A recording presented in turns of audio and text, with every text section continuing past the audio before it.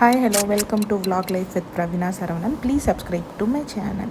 Subscribe பண்ணிடுங்க, like, share and comment. வீட்டில் time இல்லைன்னு சொல்கிறவங்க கூட ஈஸியாக சமைச்சிடலாங்க. மார்னிங் பிரேக்ஃபாஸ்ட்டுக்கு, நைட்டு டின்னருக்கு. நீங்கள் கண்டிப்பாக வீட்டில் ட்ரை பண்ணிட்டு எப்படி இருக்குன்னு கீழே கமெண்ட்டில் சொல்லுங்கள். வாங்க வீடியோக்குள்ளே போகலாம். இது ரவை 200 கிராமா.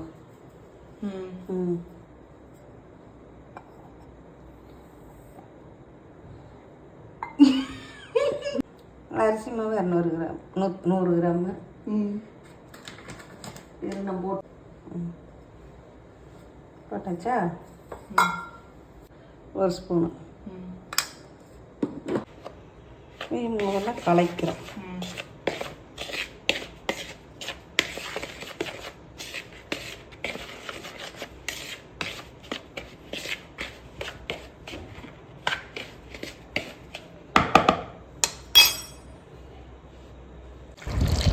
மூணு டம்ளர் தண்ணி ஊற்றி இது கலக்கி மிக்ஸ் பண்ணணும்.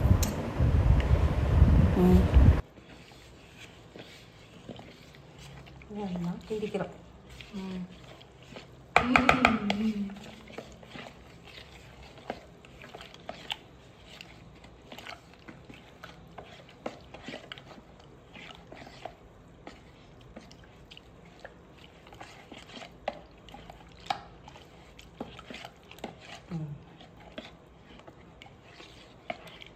இது கிண்டுறோம். அந்த பொருடெல்லாம் உடச்சுட்டு ஊறிக்கு அப்படியே அந்த மிஷின் ஒன்று அடிக்கிறத வாங்கி வச்சுக்கணும். பொருள் இல்லாத அடிக்குதுல ஒன்று, அதை வாங்கிட்டு வந்தோம். ஓகேவா? ஒரு கைப்பிடி வெங்காயம், பச்சை மிளகா ஒரு 4, இஞ்சி ஒரு துண்டு, கொத்தமல்லி தழை, கருவேப்பிலை கொஞ்சம், பொடி ஒரு ஸ்பூன், சீரகம் ஒரு ஸ்பூன். அவ்வளோதான். இன்னும் கொஞ்சம் தண்ணி ஊற்றி லூஸ் பண்ணணும். ஊறிச்சுன்னு இன்னும் கொஞ்சம் தண்ணி இதாகும்.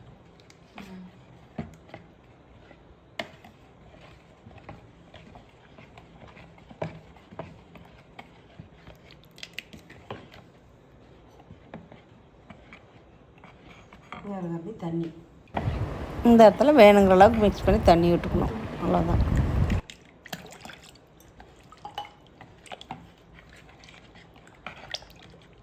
இது நோரில் இன்னும் திக்காது.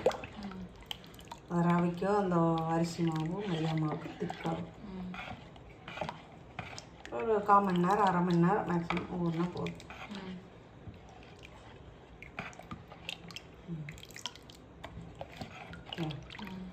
அப்புறம் தோசை ஊற்ற வேண்டியதான். இதுக்கு தேங்காய் சட்னி ரெடி பண்ணணும். அது சூப்பராக இருக்கும். தேங்காய், உப்பு ஒரு 1/2 ஸ்பூனு, 2 பச்சை மிளகா, இது கருவேப்பிலை, ஜீரகண்டு. ஓகே. கொஞ்சம் பச்சை மிளகா, அவ்வளோதான். மறுபடியும் 2 பச்சை மிளகா போட்டுருக்கேன் காரத்துக்கு. பச்சை மிளகா 4 போட்டாச்சு. ஒரு மூடியும் போட்டாச்சு. அரைக்க போகிறோம்.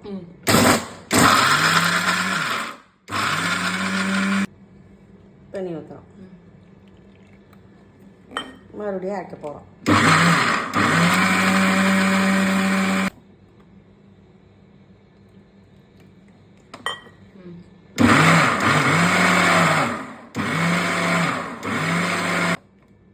அரைச்சாச்சு. அவ்வளோதான். சட்னி ரெடி. சூடாயிடுச்சுன்னு பார்த்துக்குவோம். ஓகே. இந்த தோசை எப்படி வருதோ டக்குனு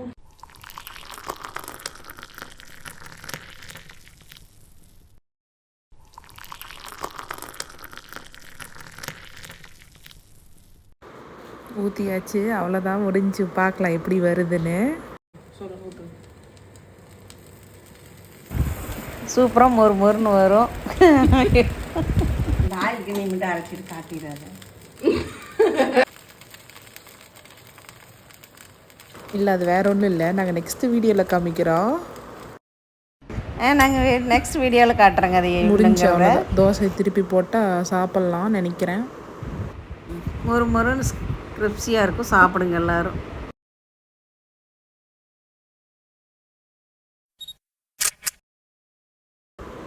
ஃபோட்டோ எடுத்தாச்சு. ரெண்டாவது தோசை ஊற்றியாச்சு.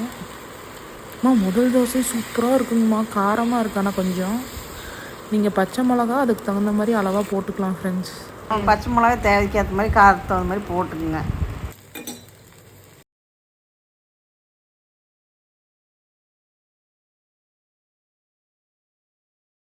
அவ்வளோதாங்க, இவ்வளோதான். சிம்பிள் ரவா தோசை சிம்பிளாக இருக்குது, சூப்பராக வந்துருச்சு. எங்கள் சேனலுக்கு மறக்காமல் சப்ஸ்கிரைப் பண்ணி லைக் பண்ணிடுங்க. See you all, bye.